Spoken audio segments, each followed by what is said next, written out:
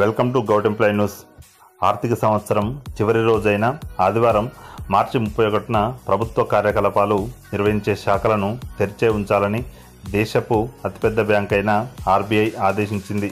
ప్రభుత్వంతో జరిపే అన్ని ఆర్థిక లావాదేవీలు నిరాటంకంగా సాగడానికి గాను బ్యాంకులు తమ శాఖలను తెరిచి ఉంచాలని సూచించింది.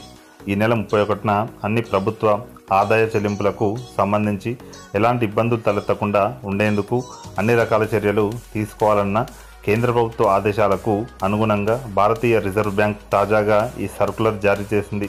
2018-19 ఆర్థిక సంవత్సరానికి ఏజెన్సీ బ్యాంకులు నిర్వహించే ప్రభుత్వ లావాదేవీలన్నీ ఇదే ఆర్థిక సంవత్సర ఖాతాల్లో ప్రతిబింబించేలా ఉండాలని పేర్కొంది.